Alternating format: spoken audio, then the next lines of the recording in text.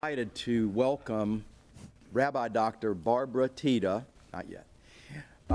She is a professor, as many of you know, she's a professor of religious studies at UNCC. She's affectionately known as the Rabbi in residence here at All Saints, and she's been here many, many times in the past, as you know. She has several books. I'm not sure of your latest book. You'll tell us, though. Is it out yet? No. Okay. Well, so that we'll know when it comes out. So again, she's been brought back by popular demand. Rabbi Barbara Thiede. Thank you, John. Oh, my. Oh. Okay, my friends.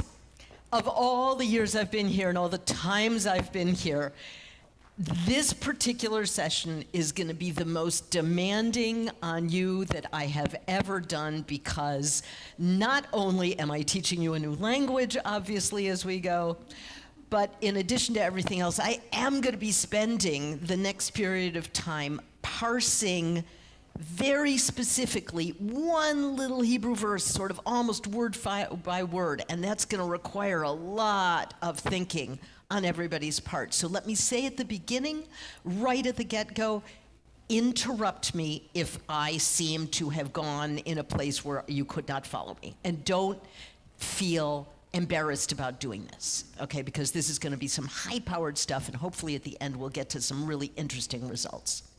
Before we start, because of the theme of this particular session, I'd like to offer a blessing. So I'd like to bless us all with the acknowledgement and understanding that for millennia, women have carried some really terrifically challenging tasks. And among them has been child carrying, childbearing, and child rearing. And I'd like to bless us now with the acknowledgement that that is and remains pretty challenging work. And moreover, and most importantly, with increased awareness of the participation of all parties in child caring, child rearing, and community building. May we be blessed to be acknowledging our role in all aspects of raising the youth. Okay, a little farther away, because otherwise you're going to get that. All right, so let's start with this. Even God's reality check, right? People often, man, I went online yesterday just for the sheer fun of it to see what happens, and people talk curse. No, sorry. Eve is never cursed with anything. Neither actually is Adam. The only character in this narrative who actually gets cursed is the serpent, and unjustly so, because as we learned last year, the serpent is the only one who actually tells the truth through the entire story. Okay. Yes, I know that was a surprise last year. So the surprise this year is what actually does happen in the verse that we have seen used for millennia in ways that have been, I would say, profoundly destructive around women. So how do we normally see this? This is a standard translation of the not existent Hebrew gobbledygook below. To the woman he said, I will make most severe your pangs in childbearing. In pain shall you bear children, yet your urge shall be for your husband, and he shall rule over you. We all have seen this text translated more or less like this, and we have seen it used and it named as justification for male headship in marriage and male leadership in general. Am I right? Yeah, we've seen it that way. And I'm here to tell you that that's bunk, because that's not actually what this verse says. So now we get to the surprise of what is really happening in this verse. And we're going to start with infinitive absolutes. I see so much enthusiasm. Let's do it, infinitive absolutes. Okay, the infinitive absolute that we are seeing right there in the gobbledygook is harbe. And what happens in the Hebrew construction here, I'm just going to explain what that is that a verb is used twice, the same verb, and it's used in two different forms. And I'm realizing that I'm feeling very annoyed by being this far away, so I'm just going to come a little closer. Okay. So the second verb, that use is the infinitive absolute in this case. When the second one, when the infinitive absolute precedes a finite verb, like I will do something, I will do that thing, right? I will do that thing with this verb repeated as an infinitive absolute, what it does is emphasize the action. It's a way of adding a kind of modifier, almost in a way like we would put an adverb. I will greatly increase is what's going on here. I will increase increasingly. I will increase enthusiastically. I'm going to increase something. And that's the meaning of harbe arbe. There's going to be more of something. And what's really a key here is that this construction, this exact construction, is used 2 more times in Genesis to talk about the things that are going to be increased, because this verb is used about quantities of stuff. I'm going to increase a thing. So typically, what we will often see is something like offspring are going to be increased. You're not just going to have 1 child, like me and my husband, you're going to have 4 children, or 5, like my sister had, right? It was the kind of thing where sometimes, people would ask her, you know what causes that, don't you, right? Yes, she wanted all 5, right? And I had 1. In this case, the deity says, I am going to increase your offspring. And the second one is a similar commitment, right? God is frequently telling the patriarchs, I'm going to increase offspring. And it's exactly that same construction. So what is my point here? This verb is about a thing. Money, retainers, land. That's how we find it used. The arbe verb is used to say, I'm going to make more of a thing. Okay? Has everybody got that? That's really important, so hold that thought. Okay. Now we're going to get into some interesting creation words in this text. And the first one is heron. Heron is the word that is almost, consistently used in these translations to talk about labor pains, right? Except that it doesn't mean labor pains. Heron has nothing to do with labor pains. Heron doesn't mean childbirth. It's referring to the condition of pregnancy, and it is almost exclusively used throughout the Hebrew Bible to speak to the issue of, like, the initial stages. When somebody is heron, they've just become pregnant, right? It's like in the first few months. And so it's associated with conceiving, not with delivery. So we've got, I'm going to increase a lot your pregnancies. You're going to have more pregnancies. Has everybody followed me? Okay, very good. The itzvonech, don't ask me why, there it's coming out in Hebrew. Hallelujah. The Lord said, let there be correct spelling.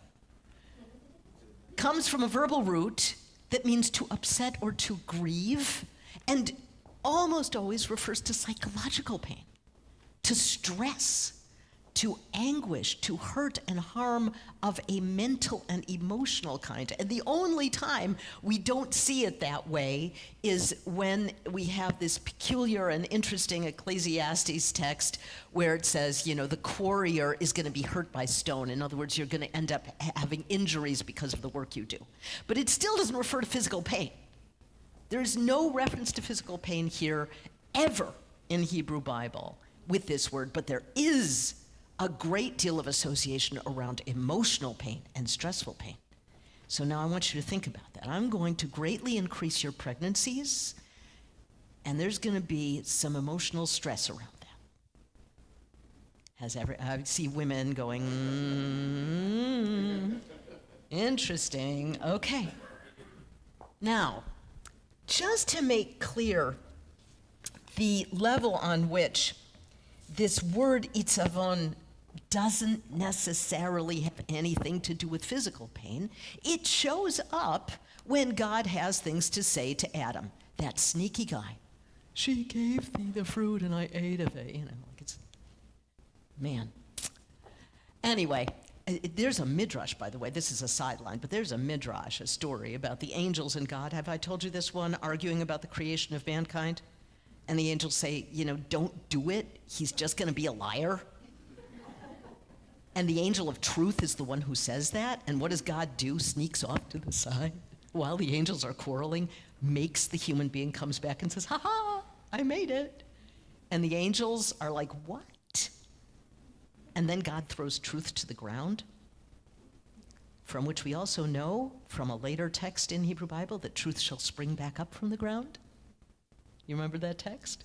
Anyway, so Adam, liar, or fibber, or whatever, was foretold by the angels. God didn't listen to him. Okay, in any case, so what does God say in the verse following when God turns to Adam? Says, cursed will be the ground. Again, this is not Adam who's getting cursed, but the ground will be cursed by itzavon, by toil and trouble and emotional stress. Are you going to have to look at this world, this real world, and are you going to have to work this ground? Because it's not going to yield to you so easy. You ain't in the Garden of Eden anymore, right? And remember, in the Garden of Eden, God also gave Adam the responsibility and the task of taking care of the Garden of Eden. He was a manual laborer. He did agricultural work, but it was easy stuff. Get out into the real world, not so easy. He's going to have a lot of stress associated with producing food for his family and for him to eat. So you can see there's a kind of parallelism. She's going to have stress around the pregnancies. He's going to have stress around the labor of feeding the family. Okay? Now, yes, is this still very binary? It is. All right, but let's just think about what that's going to mean. So what is the deity saying exactly, right? The word toil is really about this greatly increased issue. The idea is consistent with the overarching theme here. Adam and Eve are exiled from a life in which the agricultural work they do is easy to a world in which the work they're going to have to do is going to be pretty darn tough. And that is what the deity is announcing in this phrase. I am greatly going to increase your toil, your emotional and mental stress, and your pregnancies. Now, believe it or not, we're actually going to get to some archaeology in a little bit to help explain what's going on here. And it will actually be pretty important to know how it is that people were living.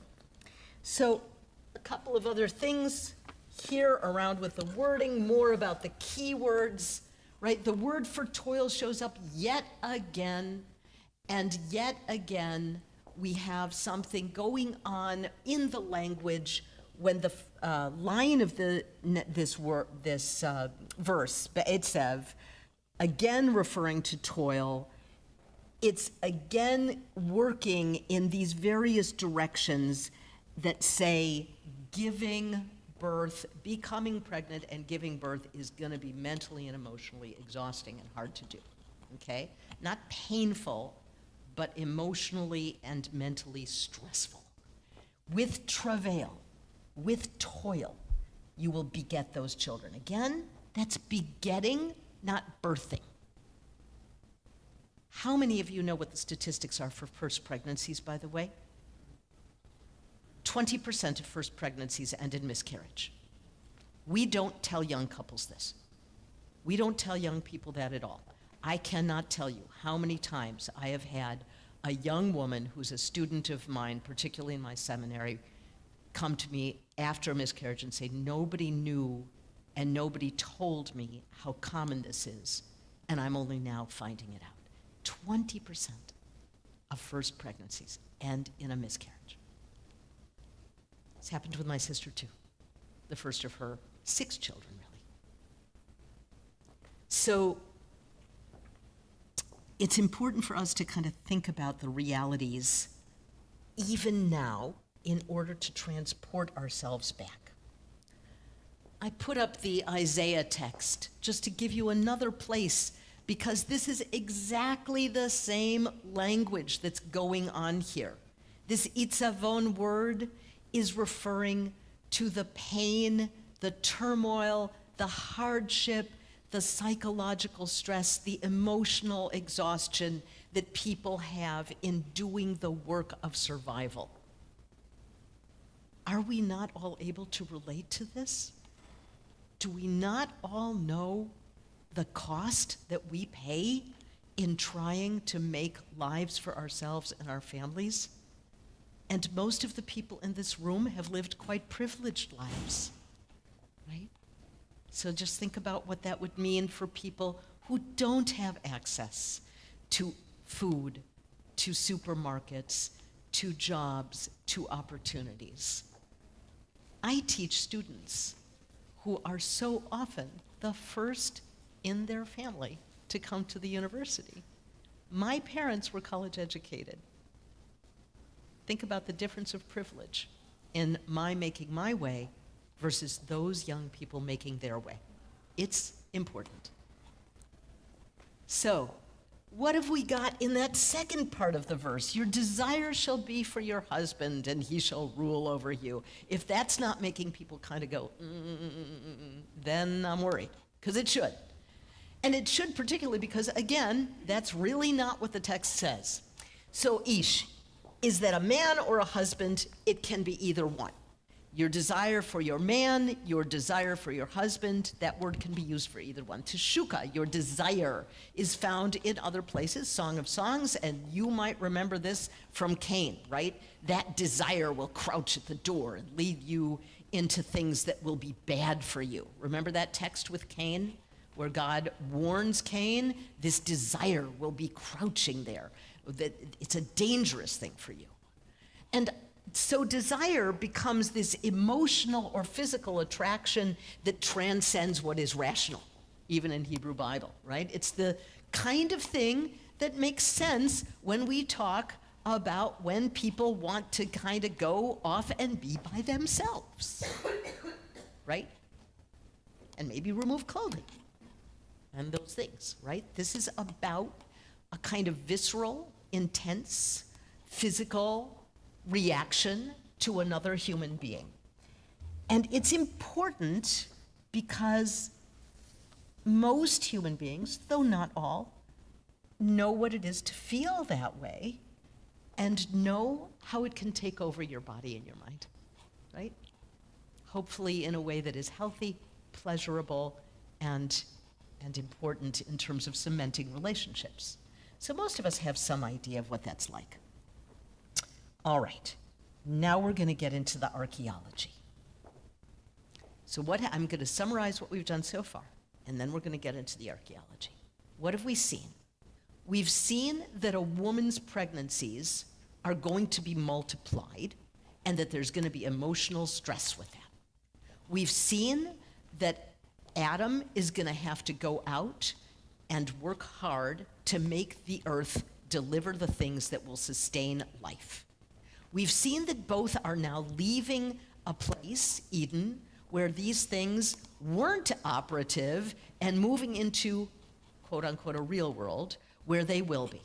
So they're going to be subjected to certain kinds of emotional and psychological stress and hardship in the real world that they're being sent into. That's what God has told them. Have we got that? And we've also got the idea that she is going to have some kind of desire for her husband, and there's going to be some thing that happens as a result of that. Okay, so everybody followed me to this point. Any questions? Are we good? We're good. Okay, so now the archaeology. This is life in ancient Israel. I wish I could say that I discovered this all myself, but no, I'm poaching off of a very important and wonderful scholar by the name of Dr. Carol Myers, who works at Duke, and she is a biblical scholar and an archaeologist. And she did various kinds of work in archaeological tomb groups. This is in around approximately the time when these kinds of narratives might have started getting generated. And what she found is that men had a life expectancy of 40, women had a life expectancy of 30, and look at what happens with the children, and look closely. Over a third die before they reach the age of 5. Over a third. If you didn't have a chill go up and down your body, then think about that. 1 out of every 3 children is dying before the age of 5. Half of those children, right, will not make it to the age of 18. So you can see now that bearing and raising children is a dangerous and psychologically wearing and exhausting experience. Because despite the fact that I've had conversations with scholars who said, oh, people were just used to children dying and, they took it in stride. Okay, yes, that's the face I gave my advisor when I was in my 20s and he was telling me that. I went, wait, what? What are you even talking about? I'm speaking from personal experience, but my personal experience is that as soon as my child was kicking, there was a relationship, right? And that was early, early at 4 months when you feel that tiny little thing. There was a relationship. There was a relationship, actually, if I want to think about it, earlier than that for me, because I was my whole body had changed. And I actually am pretty convinced that my husband's relationship to that child was operative early on, and there because of the expectation and the hope and the dreams and all those things that come with a wanted child, right? So this is stressful and painful, this reality, and we have to think about how that might have affected real human beings who lived at that time. Oops, let's do that again. So what does the data tell us? If 1/3 of the children die before the age of 5, if half the children born die before the age of 18, how many pregnancies does a woman have to have children who will survive her? At least twice as many pregnancies, right? If you want 2 children, you have to have at least 4 to have a statistical likelihood of having children that will survive you. Right? Of course. Yeah. But you see what I'm saying, right? You have to assume that a number of your pregnancies are going to end with a child who does not make it to the age of 5, doesn't make it to the age of 18. Now, this is a question that can be asked of every single woman for millennia up until the advent of birth control, and that's recent. Because a woman bears literally the consequences of the sexual act should pregnancy ensue, not the man. So there are reasons for women, for generations, for hundreds of years, for thousands of years, to have some fears associated with the sexual act. Are there not? The consequences could be a pregnancy. The pregnancy could be wanted or unwanted, but it could be almost certainly 4 centuries, a toll on my body. It shortens my life expectancy. It's a dangerous process. Can we think of all the things that can cost a woman?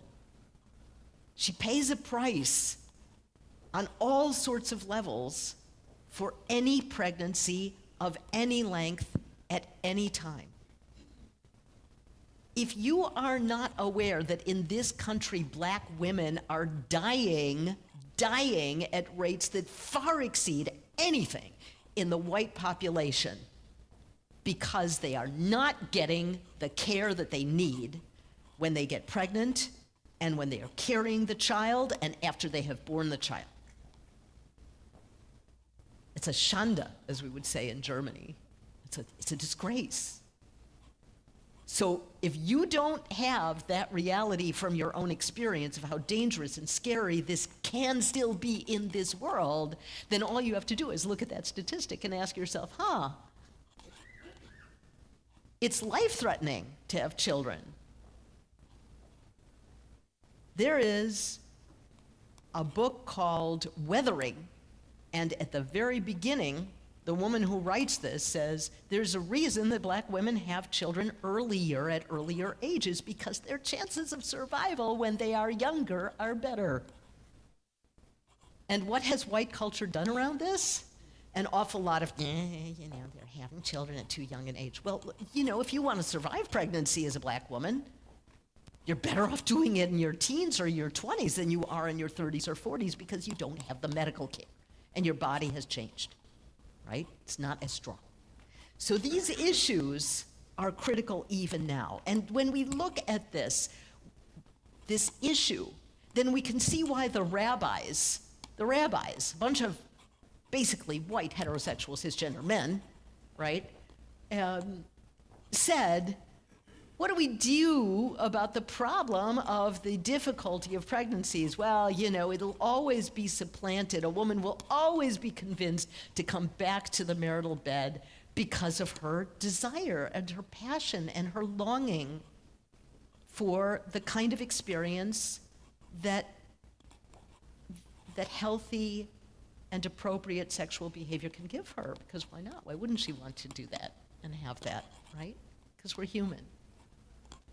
And so you'll return to your desire. You'll return to your desire for your husband. Even they knew how to read this text. That's what this is about. That she will come back. And she will want to sleep with her husband again because that desire for that healthy experience is perfectly normative.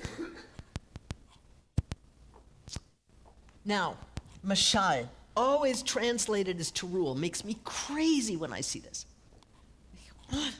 That's an agenda at work, whether it's Jewish translations or Christian ones, because it doesn't mean rule. Mashal does not mean rule. It is never used ever, ever, ever by any king. No king is said to mashal his subjects. You should be going, well, that's weird. Right? No, the word for that is malach. Right? Malach. And the king is a melech who malachs. So why are we translating this when the word really has more to do with a kind of a, dominion, certainly a measure of some kind of superior control, but it's not rule.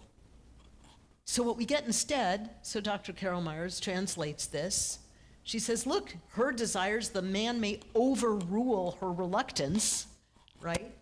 And he shall predominate over you, or he shall overrule you. And I don't even want to talk about the amount of men who've been able to convince a woman to go to bed, right, despite her fears, because that's also happened for millennia, has it not? And sometimes her own desire is playing a role there, as it is perfectly naturally, appropriately, maybe going to do.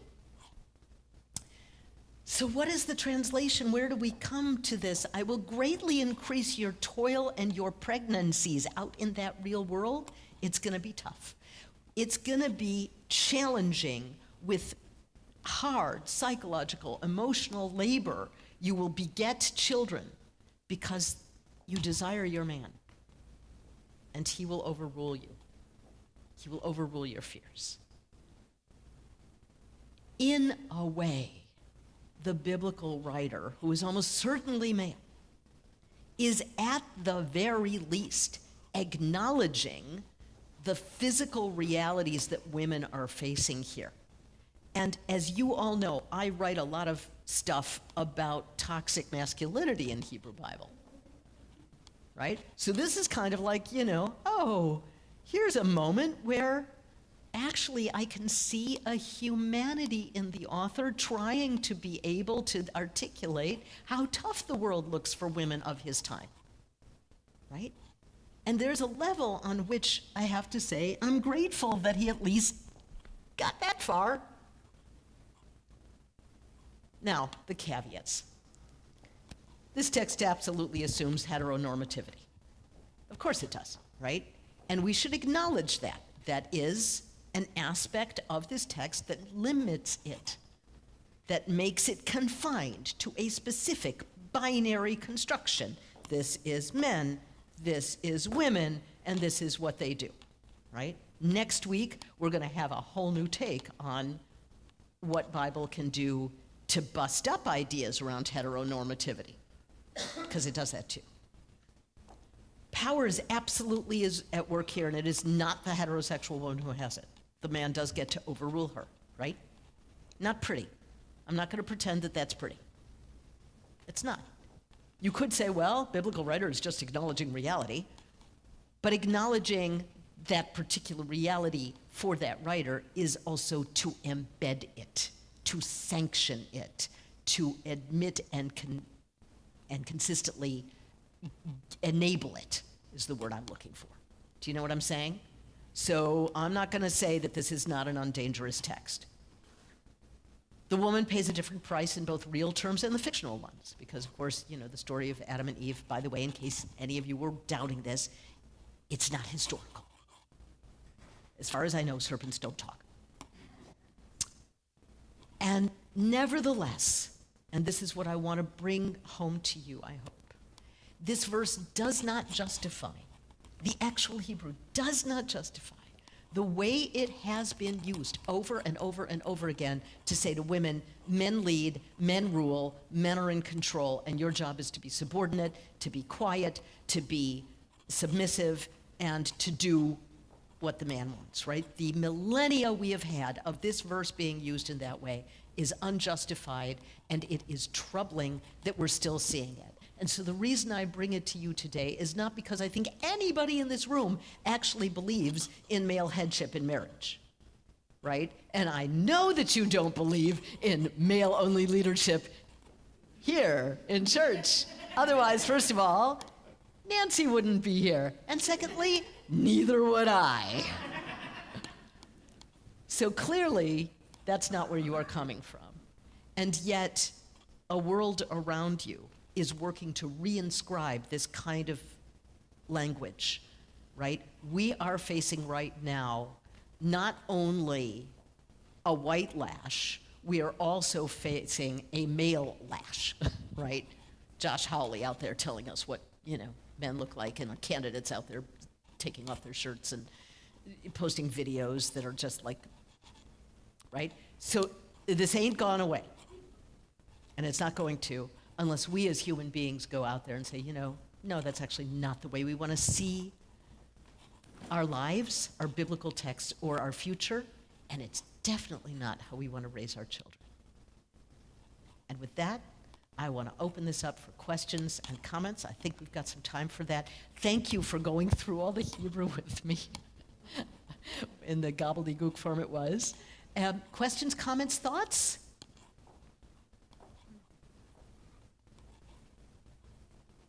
Yes, ma'am. I want to thank you for pointing out the huge number of young people, our children, who died throughout the whole history of man.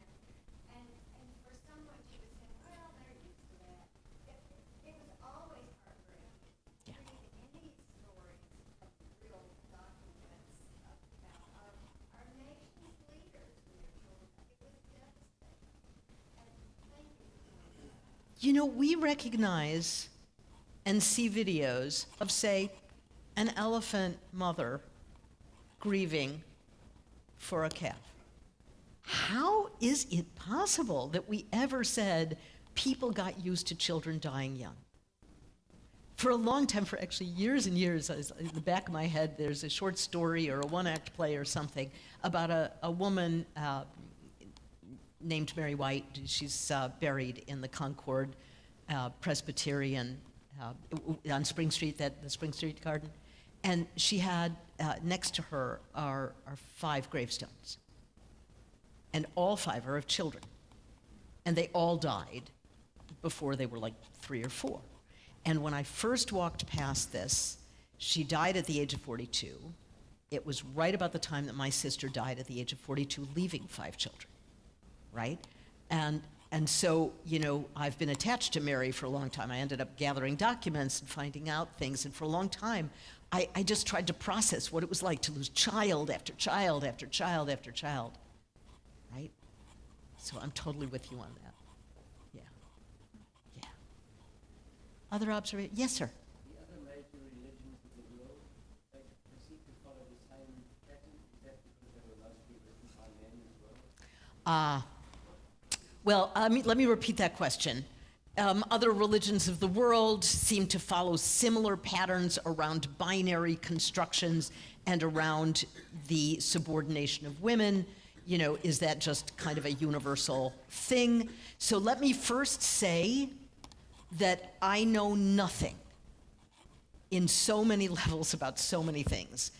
Making any statement about religions of the world, I'll kind of want to go, I don't know enough to say anything about that. But I will say that for as long as women did not have access to birth control, right, and could not control at all how and when they got pregnant, that there has been a built-in problem around the child carrying, childbearing, child rearing that has tended to put women in subordinate positions.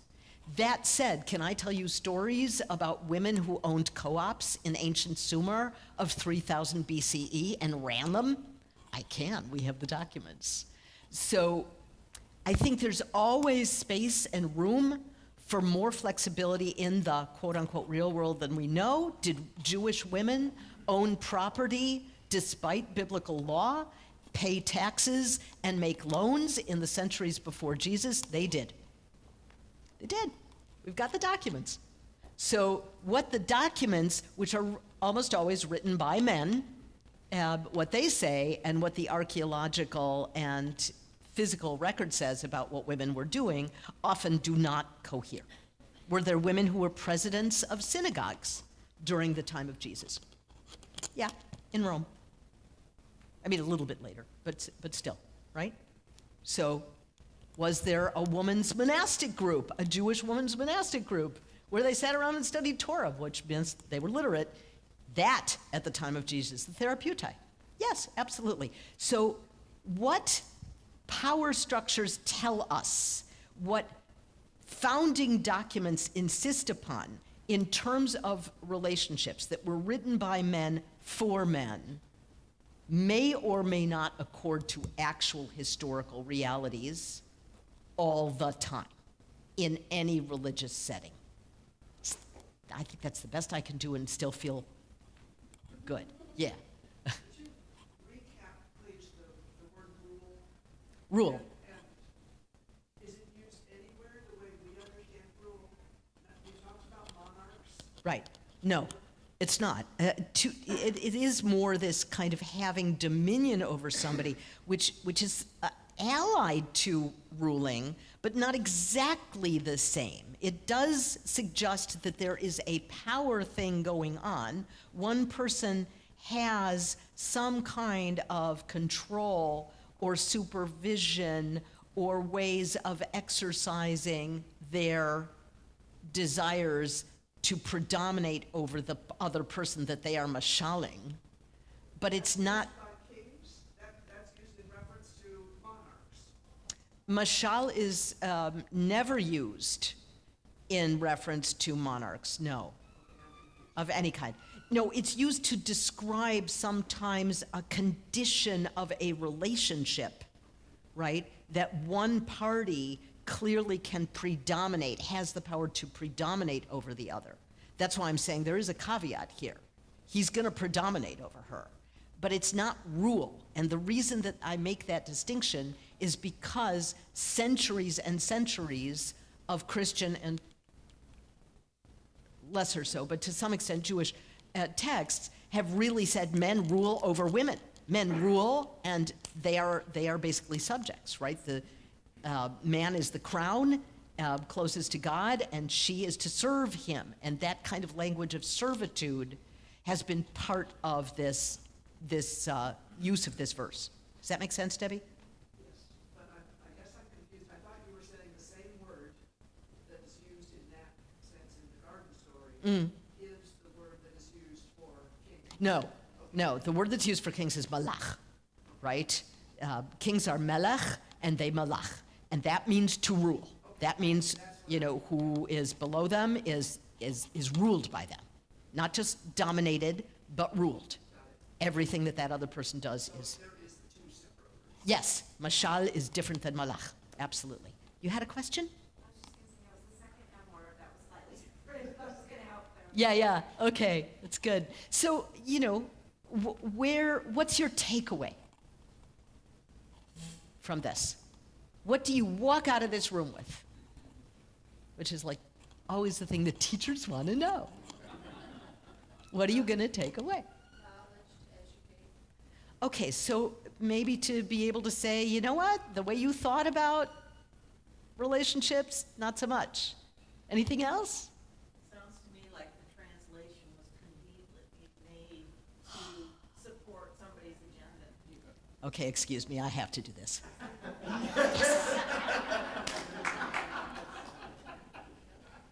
Traduttore e traduttore.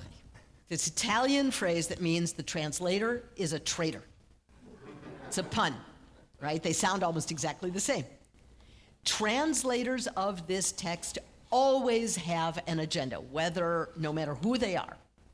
And those agendas have dictated so much about how we read these texts. The very idea that the garden story is about sin, right? How many of you have heard that the garden story is about sin? Nod your heads. Okay, the word sin is, there's no word for sin anyway in biblical Hebrew the way we understand it. Remember I explained this last year, right? There are words for transgression or rebellion or missing the mark, but there's no one-to-one word for sin. And what is more important, none of those words is used in the story. Not a single one. Tell me how a story can be about sin when the concept, even relatedly, never shows up. It might be about a peasant rebellion. Adam and Eve are pissed off. I don't know. But it's not about sin. At least it never has been in the Jewish setting, for a very good reason. Right? We read the Hebrew, we don't see it. Okay, so translation, yes. If everybody was aware, and I'm doing this with you all the time, where I say, "Oh, it doesn't mean this, it means this."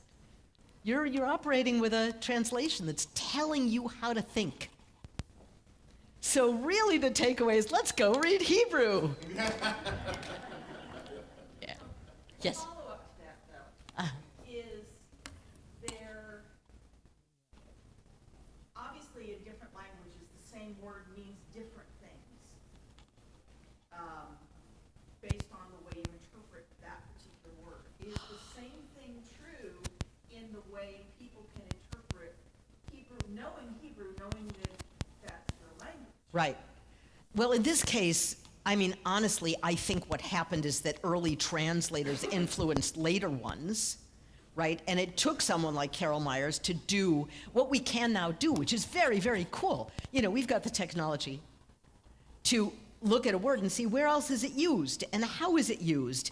And does it really mean this like we thought it did? Well, if it's used everywhere else to mean these other things, probably not. So to some extent, writing a more agenda-free text is possible, and every single time you translate a word, you make a choice. And certainly it is true that so many words, that's beautiful. What's the word beautiful mean?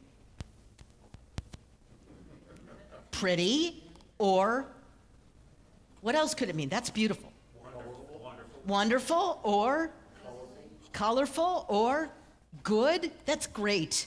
You could be saying that's beautiful in the same way you say that's great. All right, so now which one do you choose? How many times have I come in here and said, well, all right, like you could do it this way, you could do it that way, and like I do a tevya on you. On the one hand, on the other hand, right? So that's also what makes these texts amazing and beautiful, is that they are what I describe as polyvalent. They have lots of multiple possible readings, many possible readings. That's what makes them so exciting.